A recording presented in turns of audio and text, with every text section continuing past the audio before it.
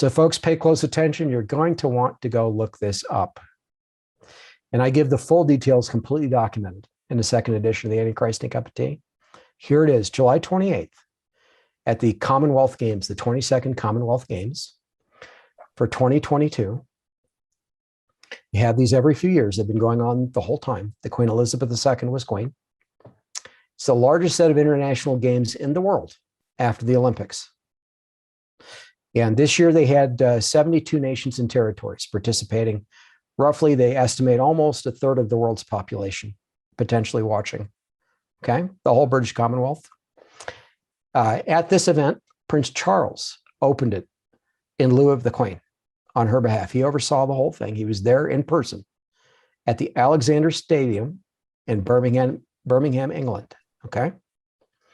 At that event, a giant Molech bull, 10 meters in height, was rolled out into the center of the stadium to be worshiped and to face a large recreated, rebuilt right there in front of everybody, mock Tower of Babel with shards in it. And it begins with a star exploding in our solar system. That's how they introduced this. A lot of CGI initially. They portray a star outside our solar system, or maybe deep in our solar system, blowing up past Saturn. And it explodes, a bright star like Lucifer. That's what it is, exploding. And its shards fly through our solar system and they reach Earth. And they land in all the nations of the Commonwealth. And these 72 quote unquote dreamers, New Agers, find these shards outside their homes. They retrieve them. The first person to do so is named Stella. She picks it up. It's lit. It's brightly lit. It's like a large quartz crystal that's bright white, lit as bright white, like an interior light, as it were, bright white. She picks this thing up and she prays to it, whispers to it and prays to it. Then she takes this back to her home. All these others, these 72 dreamers, there's 72 of them total, including her, pick their shards up and they take them to their homes. As soon as they do, there are anti-gravity effects in their homes. Things start to float in the air. And then their homes are lifted up off the ground with these people in them, and they float across the Commonwealth from other nations and across the UK, across seas and oceans and lakes and forests and so forth to Birmingham, England, to be over the stadium. All these homes floating over the stadium, and then they land. And the dreamers exit them in front of the audience, and they have the shards in hand. The bull then comes onto the stadium, pulled by slave women, slavish women on chains. The bull, they portray this, rebels and detaches from the chains. And these female slaves who've been driven by somebody who's kind of like a Roman, a demon, whatever, because he didn't quite look like a Roman, are freed, right? So now the bull and these women are freed, and they pretend they're afraid of each other. And the bull goes on to the center of the stadium, and these quote unquote dreamers, these New Agers, encircle the thing. But initially, before they do that, Stella comes with her crystal. She and 5 others, there are 6 of them, 6 of the dreamers, apart from these slavish women who are behind now on the bull to either side of it as it's moving, kind of charging actually into the center of the stadium. Okay, from the track from just outside where it's entered, now detached from its chain, no longer restrained. Okay, charges into the center of the stadium. Stella, wanting to appease this thing so that they're not killed by this Molech idol, goes with this New Age crystal, approaches it slowly with these 5 other dreamers. She's got the crystal in her left hand, and then she puts her hand up to the nose of the bull, and it bows down so that she can touch its nose with the crystal in her hand. She's the only one holding her crystal at that point. And the bull is, at least at that moment, appeased. And there's a whole backstory to this, and they say things, they announce things to the audience, about peace, love, friendship, yada, yada, conflict resolves, slaves freed, all this kind of stuff. And as this is happening, the slavish, and there are multiple stages to this, so I'm going to be skipping over some things, but this bull kind of calms down. It's facing the Tower of Babel this whole time. And at times there are flames like the towers, like the flames of hell all over this Tower of Babel, okay? And it's facing this thing. The bull is. They encircle it multiple times, and they literally worship it. They've all got their crystals in hand. They bow down to this thing. And then later, Stella gets atop it and rides it as the woman riding the beast. And there are then 71 dreamers encircling it. And they're bowing down to this thing, worshiping it, and literally doing a New Age worship ceremony with their crystals before this thing, and inviting the whole Commonwealth to join them in this worship. And who's overseeing all of this? Prince Charles. And then the woman's riding the beast, right? And as we get toward the end of the ceremony, and there are a bunch of songs, by the way, that are accommodating this with significant lyrics, okay? And I won't go into that, but it's all documented in the book. At the end, okay, as it's getting dark. Which book is this? This is going to be in the second edition of the Antichrist Cup of Tea. One reason it's a little bit delayed is I have to get this in there. It's too critical. Okay. Right there at the end, the bull is rearing back. So it's rising up on its front feet. Okay. And it's encircled by the flags of all these nations, the 72. They've literally placed their flags at the base of this thing. So not just worshiping it with their crystals and all the rest, and not just being ridden by Stella, the woman riding the beast. Now the tower is rising again before this beast. It's been built. And all the nations, by the way, their names have gone across this tower already, at this point been displayed on its surface. At the top of this tower, I told you those shards came down earlier from the heavens, this blown up Luciferian star, representing the devil, reaching the earth, falling to the earth. The devil falling to the earth, okay? And being taken up by these New Agers.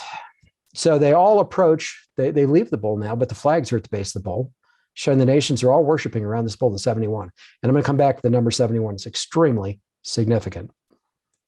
But at any rate, they all come to the base of this tower with their shards in hand, and they stick them into the side of the tower, and they ascend visibly through the tower.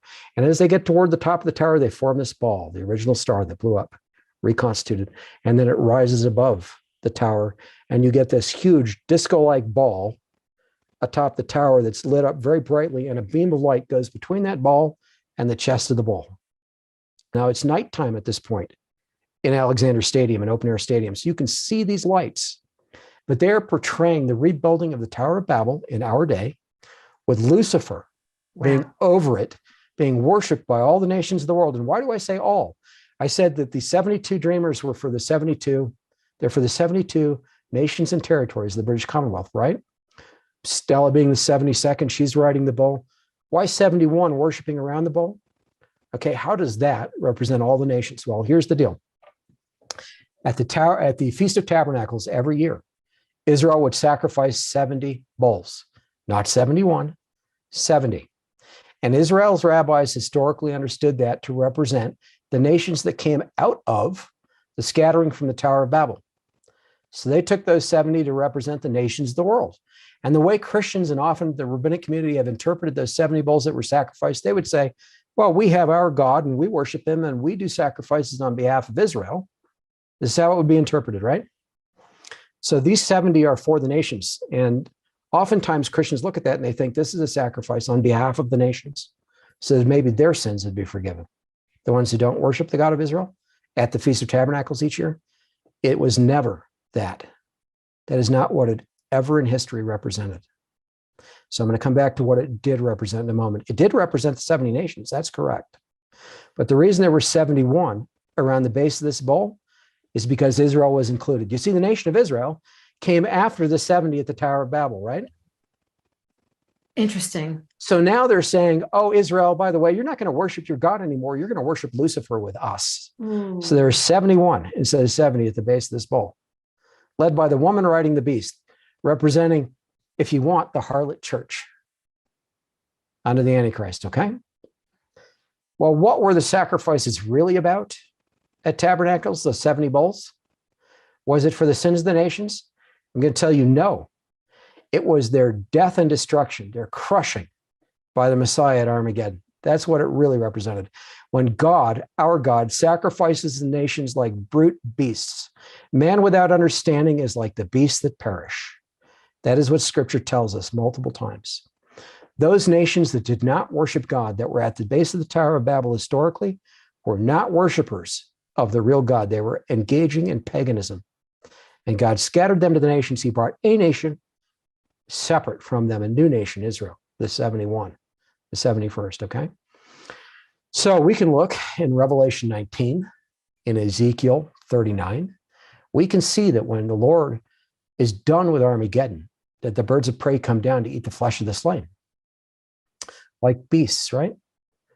The flesh is slain, like man without understanding, sacrificed like beasts. How do we know that the world is like beasts in that context to God? In Acts chapter 10 through 15, in chapter 10, Peter was shown a scroll. He was atop a house, a rooftop. A scroll rolled down from the heavens before him. And in it were beasts of all kinds, creatures, crawly things, right? Right. Different kinds of life. And 3 times God said to Peter, arise, slay and eat. And 3 times Peter refused. He rebuked God. He said, not so, Lord. Almost in an angry tone, not so, Lord. Nothing common or unclean has ever entered my mouth or passed my lips, right? And the 3rd time, and each time God said to Peter, what God calls clean, do not call what God, I forget the exact wording, but what God sanctifies, basically don't call common or unclean. That's essentially what he says to Peter each time. And at that moment, the scroll disappears. But the whole point is these nations that Peter saw were represented as unclean beasts. And most of the nations of the world, many of them, even to this day, have unclean animals, what would biblically be considered unclean to eat, as their symbols. Oh, interesting.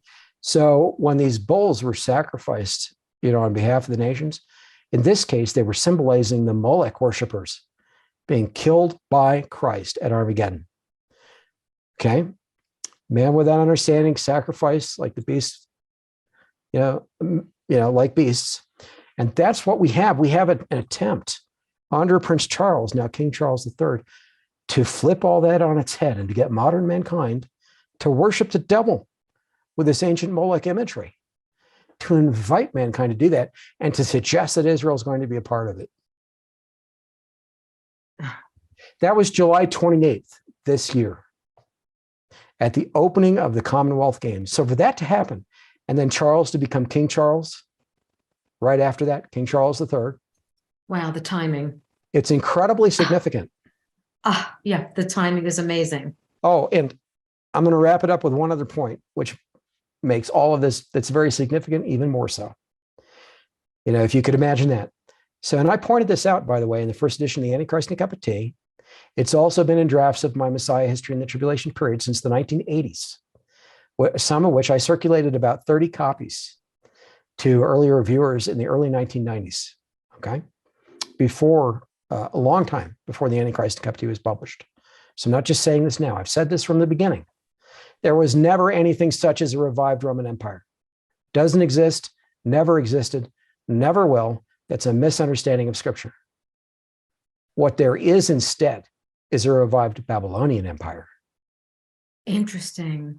So you'll recall Nebuchadnezzar's statue, right? Starts out with a gold head, and then it leads to the 10 toes, which are the final form of the Roman Empire, right? Babylonia was destroyed historically, went away, right? But at the end of the tribulation week, what city gets destroyed? Mystery Babylon. That is the city that rules over the kings of the earth, right? That is the city destroyed right before Armageddon in Revelation 19. Mystery Babylon. That is the city that rules over the kings of the earth under the Antichrist, right? So what does that mean? There's a revived Babylonian Empire. And the final form of the Roman Empire, where these 10 toes, these 10 kings actually come on the scene, where the global government is constituted, that is nothing less than the revived Babylonian Empire that has come out of the Roman Empire. It's the final form of the Roman Empire, but it's also a revived Babylonian Empire. For them to then go now, right before he becomes king, and particularly if we're already in the tribulation week, approaching the Great Tribulation, which if we are already in the tribulation week, that would mean the Great Tribulation will start less than 2 years from now.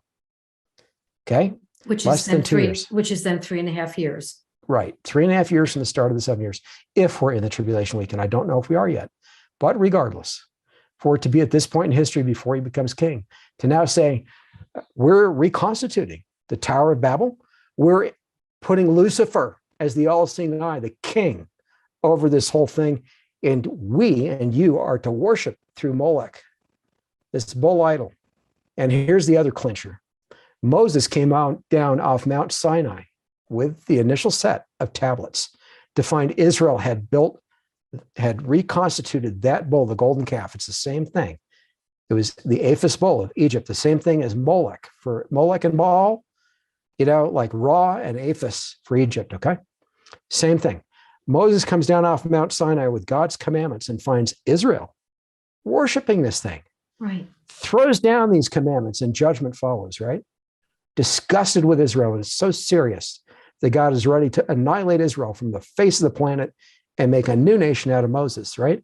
And Moses intercedes and says, no, Lord, take my life too, if you're going to do this.